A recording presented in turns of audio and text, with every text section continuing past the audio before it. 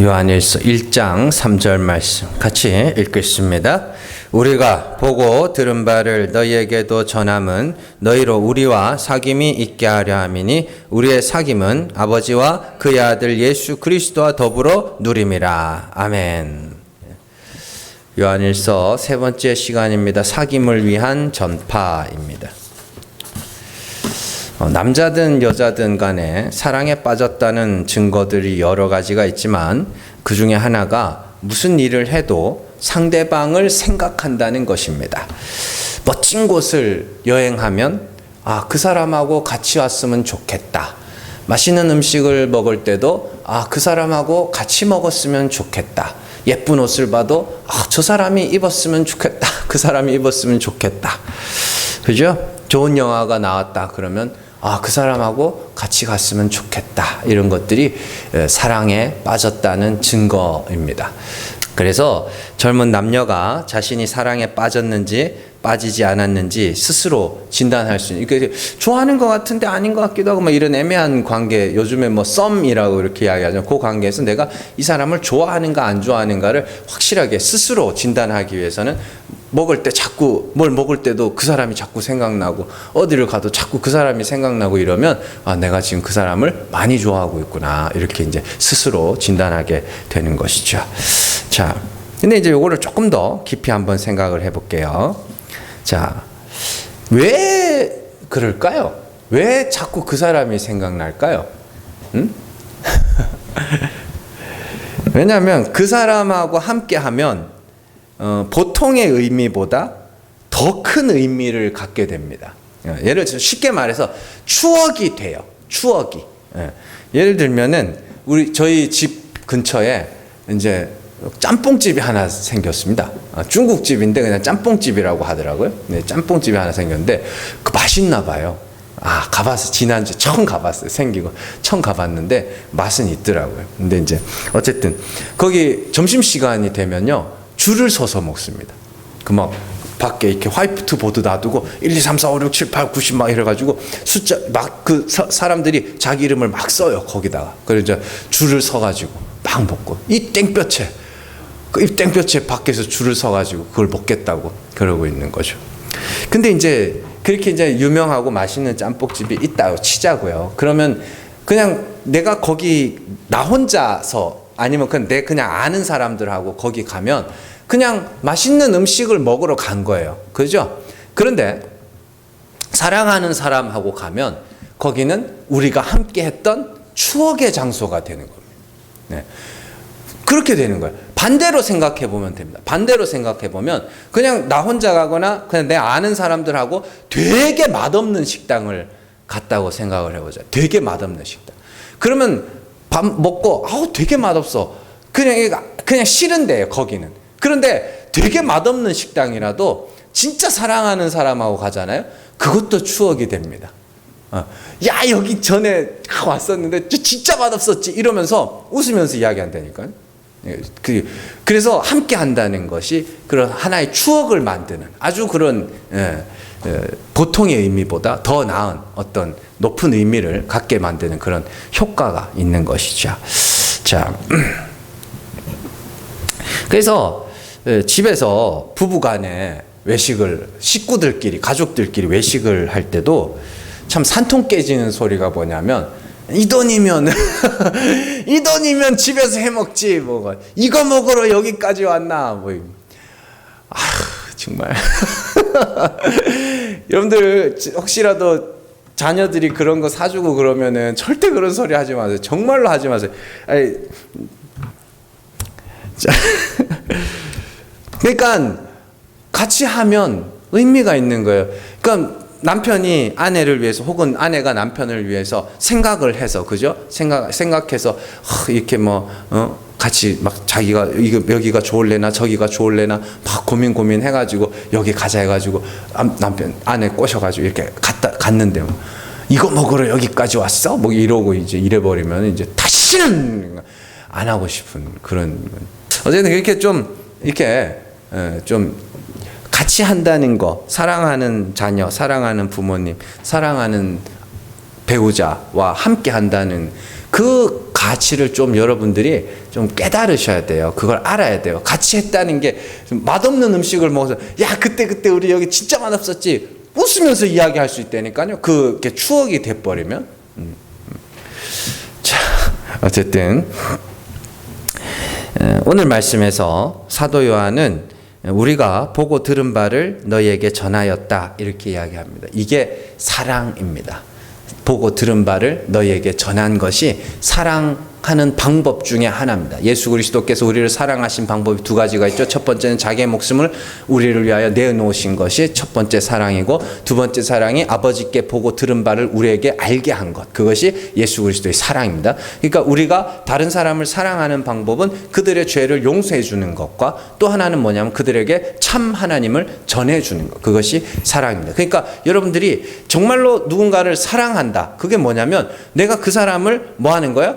그 사람에게 복음을, 진리를 들려주는 거. 그게 진짜 사랑이에요. 왜 그게 진짜 사랑이에요? 그걸 듣고 믿어야 구원에 이를 수 있을 거 아닙니까? 그게 없으면 어떻게 구원에 이를 수 있냐고. 그러니까 그게 진짜 사랑이에요. 그러니까 여러분들 안에 사랑이 충만하다는 건 내가 막 좋아하는 사람만 더 좋아하고 이게 사랑이 충만한 게 아니고 저 사람에게 복음을 전해야 되겠다. 그게 여러분들 안에 하나님이 주신 사랑이 그들 가운데 나타나게 되는 것이죠. 자, 오늘 말씀 다시 한번 보시면 여기서 우리가 보고 들은 바를 너희에게 전하였다라는 것은 앞서 1절에서 말한 생명의 말씀에 관한 겁니다. 1절 말씀 한번 보세요.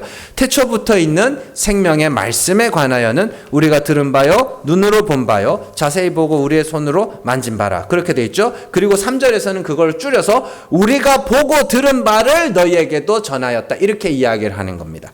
뭔 말인지 아시겠죠? 보고 듣고 자세히 보아 만진 것, 그것을 너희에게 전하였다는 건 결국엔 뭘 전했다는 거예요?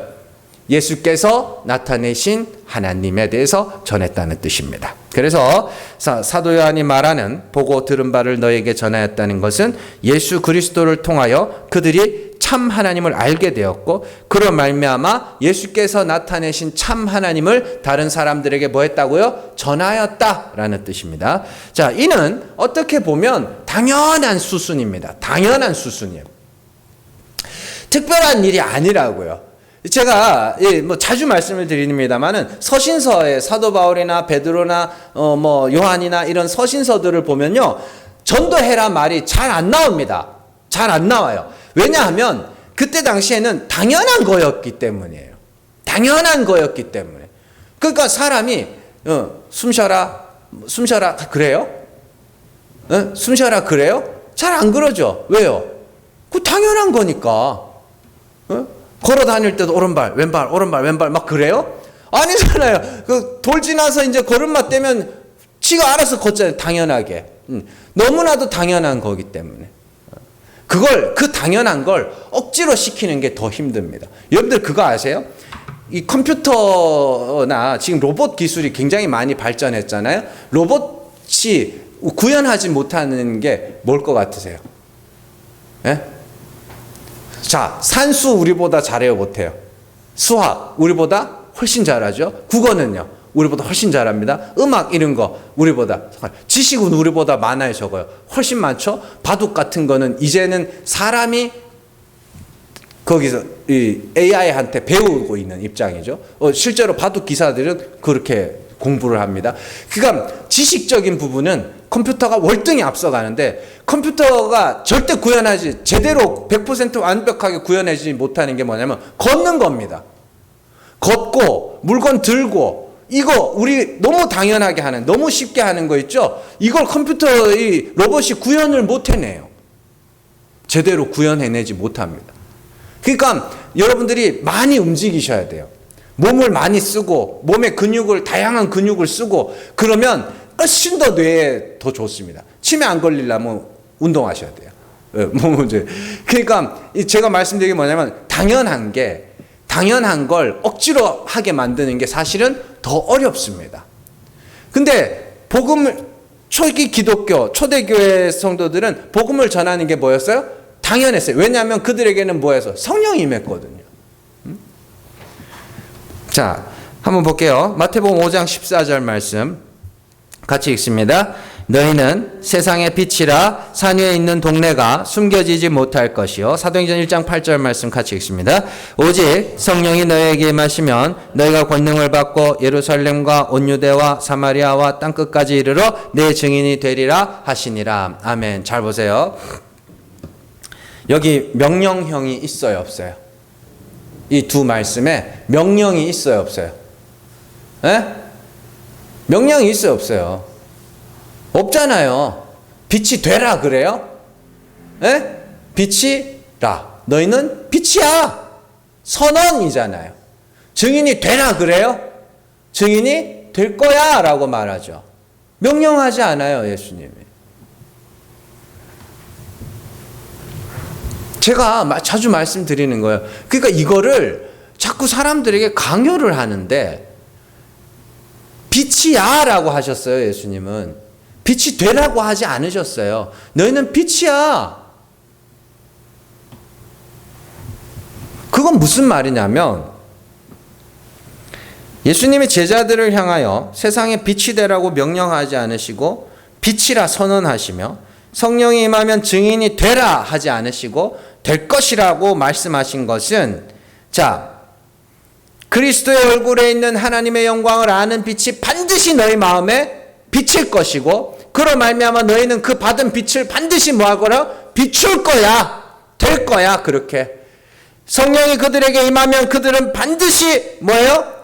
참 하나님을 알게 되고 하나님과 화목하게 되고, 그 하나님은 어떻게 해요? 그리스도께서 나타내신 하나님을 말하게 될 거야. 당연히 반드시라네. 그런데 그들이 아직까지 빛을 받은 이 말씀, 마태복음 5장에서 그들이 빛을 받았어요, 안 받았어요? 예? 제자들이 빛을 받았어요, 안 받았어요? 마태복음 5장에서 안 받았죠. 요한일서 지금 사도행전 1장 8절에서 성령을 받았어요, 안 받았어요? 안 받았죠. 그래서 이 말씀을 받고 뭐예요? 예루살렘을 떠나지 않고 기다릴 때 성령이 임하죠. 그러면 예수님은 왜 이렇게 선언을 하셨어요? 반드시 빛이 너희에게 비칠 것이기 때문에 빛이라고 선언하신 것이고, 성령이 반드시 임할 것이기 때문에 증인이 될 것이라고 선언하신 겁니다. 제가 자주 말씀드리죠. 이거 성경에 굉장히 중요한 겁니다. 예수님은 반드시 될 일은 이미 된 것처럼 말씀하셔요. 이미 된 것처럼. 그래서 어떤 곳에서는 장차 산자가 될 것이다 라고 미래형으로 말하지만, 어떤 곳에서는 이미 산자가 되었다 라고 완료형으로도 말하는 거예요. 반드시 그렇게 될 거예요. 허물과 죄로 죽으면 하나님이 반드시 살리실 것이기 때문에 살 거다라고도 말하고 살았다라고도 말하는 거예요. 똑같은 겁니다. 빛이 반드시 비칠 것이고, 그 빛이 너희가 임하면 너희는 반드시 그 빛을 비추는 자가 될 것이기 때문에 너희는 빛이라고 선언을 하신 거예요. 성령은 반드시 임할 것이고, 성령이 임하면 그들은 반드시 증인이 될 것이기 때문에 그렇게 되는 거죠. 이게 굉장히 중요한 게 왜냐면, 이건 거꾸로 해도 말이 되기 때문에 그렇습니다. 거꾸로 해도 내가 빛을 비출 수 있다는 건 하나님이 내 마음에 빛을 비추셨기 때문이죠. 그럼 반대로 내가 빛을 비추지 않는다면 내 마음에 빛이 있어요, 없어요? 에? 없어요. 없다고. 내가 그리스도의 증인으로 살아가고 있다. 그건 내 안에 성령이 있어요. 내가 증인으로 살지 못한다? 내 안에 성령이 없어요. 그럼 이제 중요한 건 뭐예요? 빛이 뭐예요? 그냥 나 교회 다녀, 우리 교회 좋은 교회야 이러면 그게 빛이에요? 아니라니까요. 그리스도의 얼굴에 있는 하나님의 영광을 아는 빛이라 그랬죠. 예수께서 나타내신 참 하나님, 그걸 빛이라고 합니다. 성령이 임하면 제일 먼저 나타나는 현상이 뭐예요? 참 하나님을 알게 되죠. 그리고 그 다음으로는 뭐예요? 그 하나님과 화목하게 되고, 그 다음으로는 그 하나님을 뭐예요? 말하게 되는 것이죠. 자, 고린도후서 4장 13절 말씀 같이 읽습니다. 기록된 바 내가 믿었으므로 말하였다 한 것 같이 우리가 같은 믿음의 마음을 가졌으니 우리도 믿었으므로 또한 말하노라. 아멘. 자, 성령이 아니고서는 그리스도를 주라 고백할 자가 없고, 성령이 임하여야 믿음을 갖게 된다 그러죠. 자, 그러면 성령이 임했다는 증거가 뭐예요? 말하는 거. 말하는 거. 그러니까 요한이 지금 말하는 우리가 보고 들은 바를 너희에게 전했다는 건 특별한 일이 아니다. 성령 받은 자에게서는 당연히 나타나는 일이다. 빛을 받은 자들에게서는 당연히 나타나는 일이다. 그런 의미에서 오늘날 교회가 윤리적인 삶, 도덕적인 삶에만 목을 매는 것이 저는 굉장히 위험해 보입니다. 그게 나쁘다는 게 아니라 그것만 자꾸 이야기를 한다는 게 너무나도 위험해 보여요. 성도는 이 땅에서 가능하면 욕먹을 짓은 안 하는 게 좋습니다. 그리고 여러분들의 인격은 누군가에게 칭찬을 받을 만한 인격이 아니라 욕 안 먹을 만큼만 살 수 있으면 됩니다. 그게 성도들의 인격은 딱 그만큼만 살면 돼요. 그러니까 지금 다른 종교들은요, 전부 다 사람들에게서 인정을 받으려 하고 칭찬을 받으려고 하거든. 그래서 윤리적인 삶, 도덕적인 삶을 그렇게 하고, 기독교에도 그런 것들이 들어와 가지고 어디 이렇게 예수 믿는 사람이 뭐 칭찬을 받아야지, 뭐 그게 하나님께 영광이 되는 거지, 뭐 그런 이야기를 하는데, 나쁘다는 건 아니지만 맞는 건 아니라는 이야기입니다. 성도의 삶은 욕은 굳이 사서 욕먹을 짓은 안 하는 게 좋습니다. 그러나 그것이 우리의 믿음의 증거는 아닙니다. 우리의 믿음의 증거는 하나님에 대해서, 그리스도에 대해서 말하는 겁니다. 네, 진짜로요. 세상에서 부르심을 받은 성도들이 세상과 다른 점이 하나 있다면 하나님을 안다는 거, 그거 말고는 없습니다. 여러분들의 인격이 절에 다니는 사람들의 인격보다 나을 것 같으세요? 네? 비슷해요. 뭐 또 못하지도 않아요. 사람 다 비슷비슷해요. 네. 그러니까 종교인들이라고 해서 또 종교가 없다고 해서 그런 윤리적인 삶, 도덕적인 삶 이런 것들은요, 사람의 인격이나 성품이나 이런 거는 차이가 없어요. 거의 사실은. 네. 근데 믿는 자와 믿지 않는 자의 차이, 가장 큰 차이는 뭐냐면 하나님께서 믿는 자에게는 그들의 마음 가운데 하나님을 아는 빛을 비추셨다는 거예요. 그래서 나는 누구를 알아요? 하나님을 알아요. 그리스도께서 나타내신 참 하나님을 알아요. 그렇기 때문에 내가 믿는다는 확실한 증거가 뭐냐면 그 하나님에 대해서 말하는 거예요. 하나님이 이런 분이야. 하나님 죽은 자를 살리시는 분이야.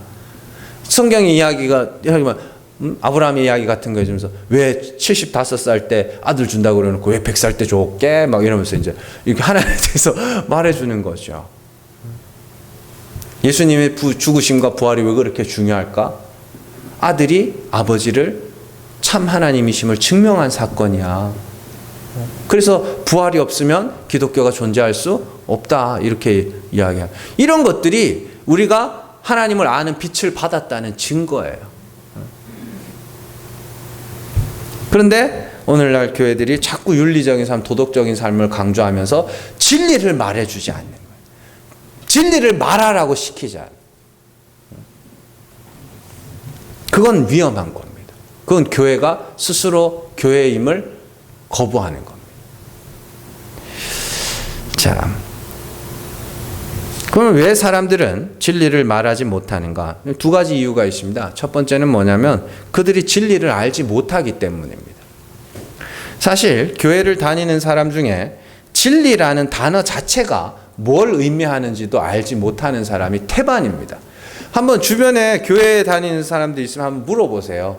진리가 뭐야? 이렇게. 그럼 뭐 진리는 예수지. 아니. 그러니까 진리가 예수님인 건 아는데 그 진리라는 게 무슨 뜻이냐고. 그리고 물어보세요. 아는 사람 거의 없을 겁니다. 진리가 뭐예요? 참 하나님. 그래서 예수님이 내가 진리다. 그건 뭐예요? 내가 참 하나님을 나타내요. 참 하나님이 육신을 입고 이 땅에 왔으니까 예수님은 뭐예요? 참 하나님을 나타내시는 분이죠. 그래서 진리예요. 내가 진리야라고 예수님이 말씀하시는 거예요. 요한일서 5장 20절 말씀 같이 읽습니다. 또 아는 것은 하나님의 아들이 이르러 우리에게 지각을 주사 우리로 참된 자를 알게 하신 것과 또한 우리가 참된 자 곧 그의 아들 예수 그리스도 안에 있는 것이니 그는 참 하나님이시요 영생이시라. 아멘. 참된 자가 누구라 그래요? 참 하나님. 그 진리라 그래요. 그걸 참 하나님. 세상이 알고 있는 하나님 말고 그건 거짓이라고 하는 거고 참 하나님을 진리라고 하는 겁니다. 여기서 참이라는 단어가 알레띠노스라는 단어가 알레테이아로 이렇게 같은 단어예요. 같은 단어.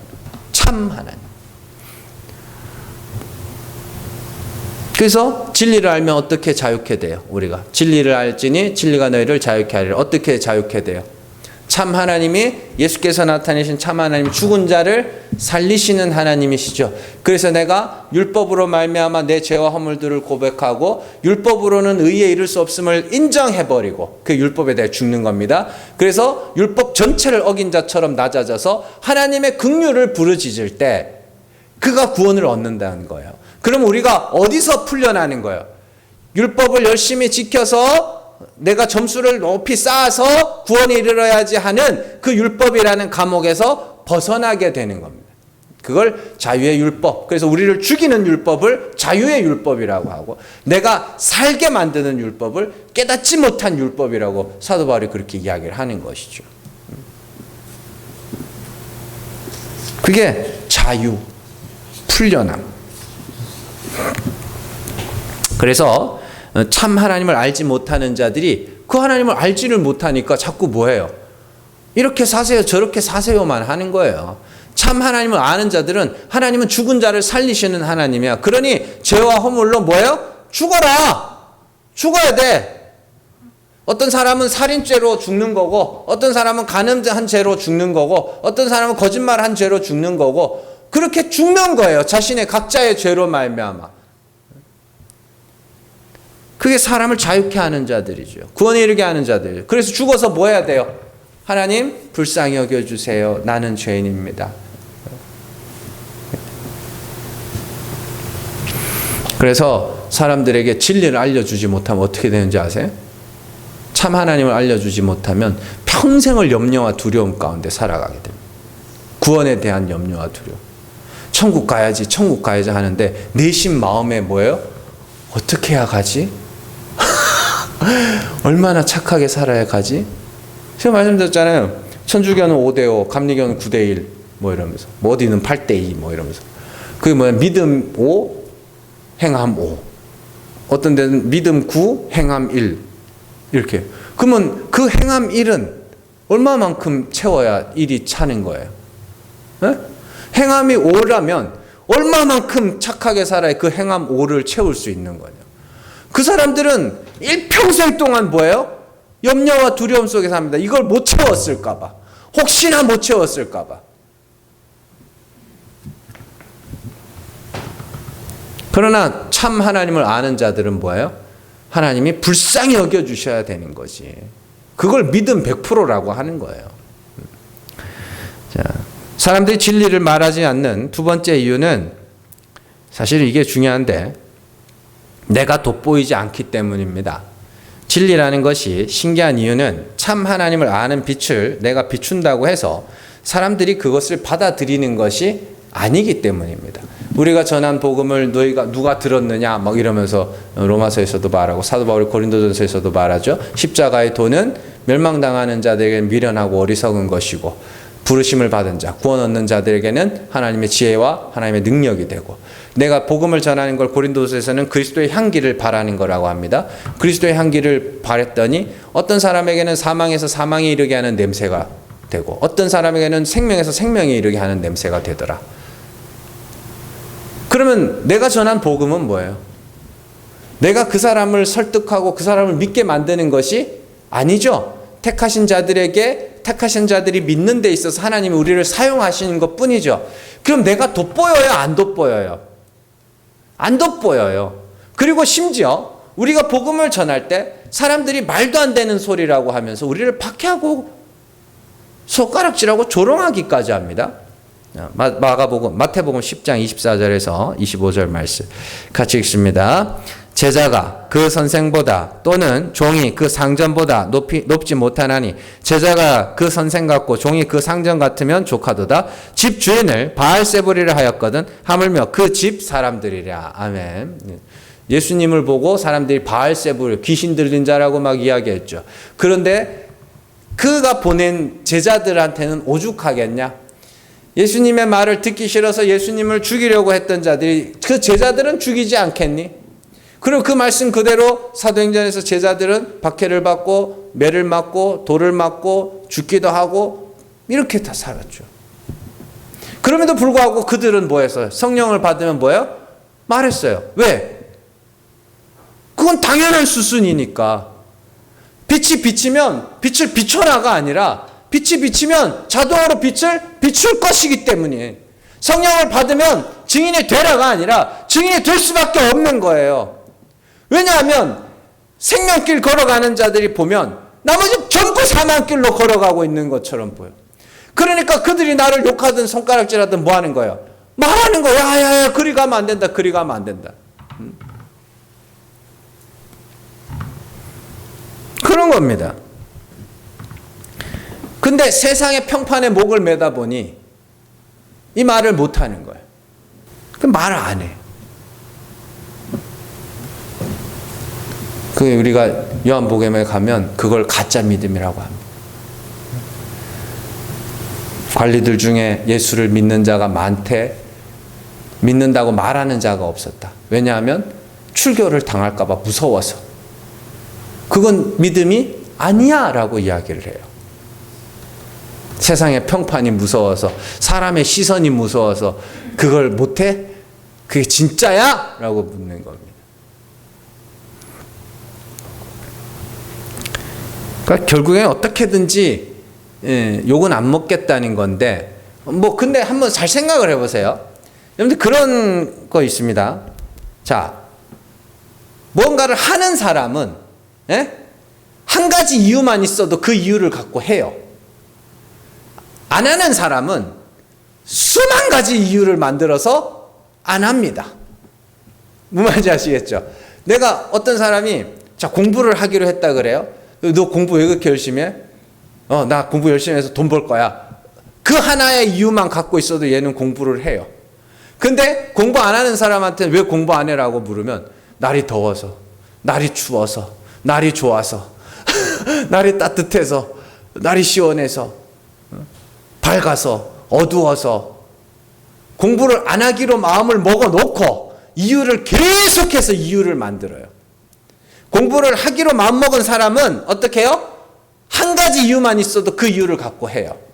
복음을 전하는 거 마찬가지입니다. 하나님께서 우리 마음 가운데 진리의 빛을 비추시고 성령을 부으셨어요. 자, 그래서 하나님을 알게 하시고 하나님과 화목하게 하시고 하나님을 말할 수 있게 하셨어요. 복음을 말하는 자는 단 하나의 이유만 있어도 말합니다. 저 사람을 구원해야지. 하나님이 내 마음에 말하지 않고는 못 배기게 하더라. 이런 하나의 이유만 있어도 그걸 해요. 근데 빛을 받은 적이 없어. 성령을 받은 적이 없어. 근데 해야 된다고 말은 들었어. 그러니까 이 사람들이 뭐 하기 시작하냐면 못하는 이유를 만들어내기 시작합니다. 이래서 못하고 저래서 못하고 사람들이 싫어하던데요. 듣기 싫어하던데요. 뭐 너무 유별나게 뭐 하는 거 아니면 다 개소리. 그냥 하기 싫다 그러면 믿음 없어 보일까 봐 그런 이유들을 만들어내는 거예요. 그러지 마세요. 그냥 하나님이 마음 주시면 하시면 됩니다. 하나님이 참 하나님을 알게 하셨으면 말하면 돼요. 자, 그러면서 오늘 말씀에서 되게 이제 요한이 중요한 말을 합니다. 자, 자기들이 듣고 본 바를 사람들에게 말한 이유를 너희로 우리와 사귐이 있게 하려 함이다. 이렇게 이야기를 합니다. 여기서 사귐이라는 단어, 교제, 코이노니아, 교제라는 단어거든요. 그러니까 요한과 사도들이 예수 그리스도에 대해서 참 하나님에 대해서 전한 이유가 다른 사람들과 자신들이 교제하기 위함이다라는 뜻이에요. 근데 이 말씀이 왜 좀 특별하냐면 우리가 복음을 전하는 이유가 뭐예요? 그 사람들이 구원받기 위함이죠. 그리고 그걸 고린도서에 가면 사도 바울이 뭐라고 하면 하나님과 화목하게 하기 위함이라고 이야기합니다. 그래서 우리의 직분을 화목하게 하는 직분이라고 하고 우리가 전한 복음을 화목하게 하는 말씀이라고 이야기합니다. 그런데 오늘 말씀에서 요한은 마치 사람과 사람의 교제를 위해서 복음을 전한 것처럼 이야기를 하죠. 그래서 우리가 전파한 이유가 뭐라 그래요? 너희가 우리와 사귐이 있기 위함이라. 그런데 그 뒤에 보면 중요한 말이 나옵니다. 우리의 사귐은 아버지와 그의 아들 예수 그리스도와 더불어 누림이라 이렇게 되어 있습니다. 여기서 더불어 누림이라는 단어는 없습니다. 이걸 한글로 이렇게 번역을 해놨는데 우리의 사귐은 아버지와 그 아들 예수 그리스도와 함께 하는 거야 라는 뜻입니다. 자, 쉽게 설명을 해드릴게요. 자, 우리가 하나님과 사귐이 있게 되면, 하나님과 화목하게 되면 어떻게 돼요? 다른 하나님과 화목하게 된 자들과 뭐가 생겨요? 관계가 맺어지게 되는 거죠. 사귐이 생기는 거죠. 그 옛날에 왜 애들 저희 동네에서는 그랬습니다. 이렇게 해가지고 숨바꼭질 할 사람 여기 붙어라. 그러면 탁 이렇게 붙죠. 나 하면서 이렇게 붙죠. 그렇게 생각하시면 됩니다. 우리가 하나님하고 사귐이 있게 되면서 자동으로 성도들하고 뭐가요? 관계가 맺어지게 되는 것이죠. 여기서 우리는 교회의 중요한 기능을 한 가지 알 수 있습니다. 1차적으로 교회는 하나님과 예수 그리스도와의 사귐이 있는 곳입니다. 하나님과 예수 그리스도와의 사귐이 있다는 것은 예수께서 나타내신 하나님과 화목하게 되는 것이죠. 하나님이 죽은 자를 살리시는 분이기 때문에 우리는 하나님이 살리셔야 할 죽은 자가 되는 것이 하나님과 예수 그리스도와 사귐이 있는 거예요. 그래서 뒤에 가면 우리가 그가 빛 가운데 있는 것 같이 우리도 빛 가운데 해가서 그 빛 가운데 있다는 증거가 뭐냐면 죄를 회개하는 거라고 그래요. 죄를 자백하는. 그게 내가 죽는 거거든요. 그런데 그 하나님을 나만 알아요? 아니죠. 여러분들도 아시죠? 여러분들도 알고 다 아시죠? 그래서 여러분들도 첫 번째로는 누구와 화목해야 돼요? 하나님과 화목해야 됩니다. 하나님하고 사귐이 있어야 돼요. 그러면 이 사람과 저 사람 사이에도 교제가 생기게 되는 거죠. 그러니까 그 교제의 중심에 누가 있어요? 하나님이 있죠. 하나님과 예수 그리스도가 그 교제의 중심에 있죠.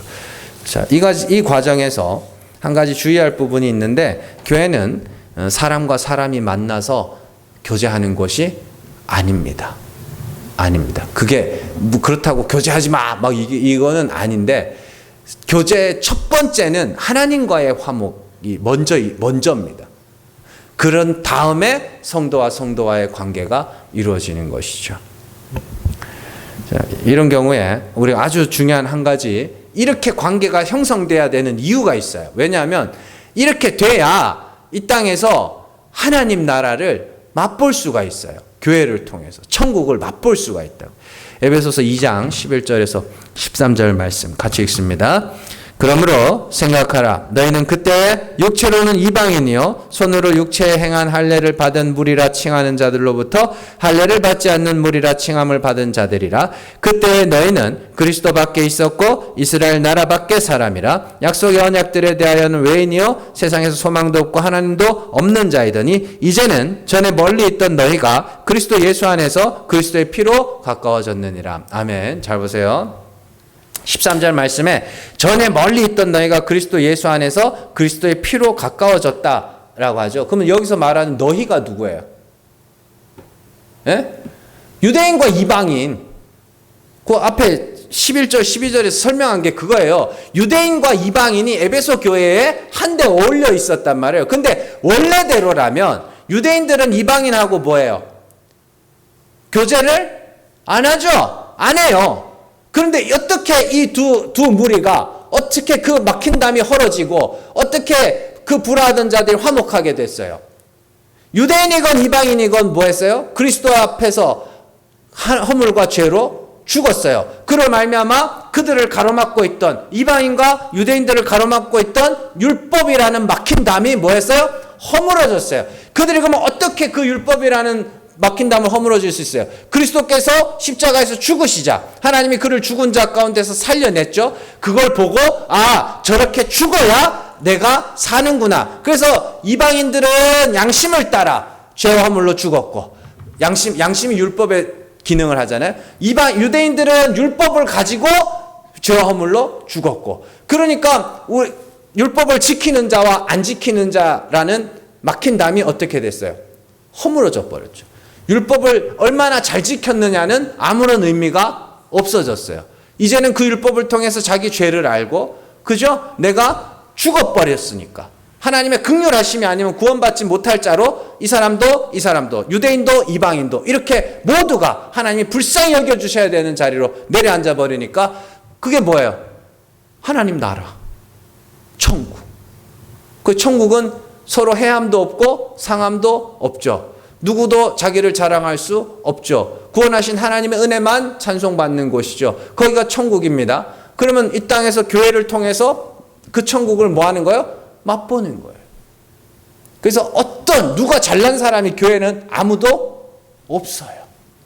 왜? 나도 죄인이고, 나는 살인죄로 죽었고, 나는 간음한 죄로 죽었고, 그죠? 나는 거짓말한 죄로 죽었고, 나는 도둑질한 죄로 죽었고, 모두가 각자의 죄로 말미암아 하나님의 긍휼을 구하고 죽었기 때문에 누가 잘했다 잘못했다 하는 자가 없어요. 그래서 살인한 자나 간음한 자가 똑같다. 왜? 모두가 율법 전체를 어긴 자이기 때문에. 그 야고보의 논리 아닙니까? 그게 야고보가.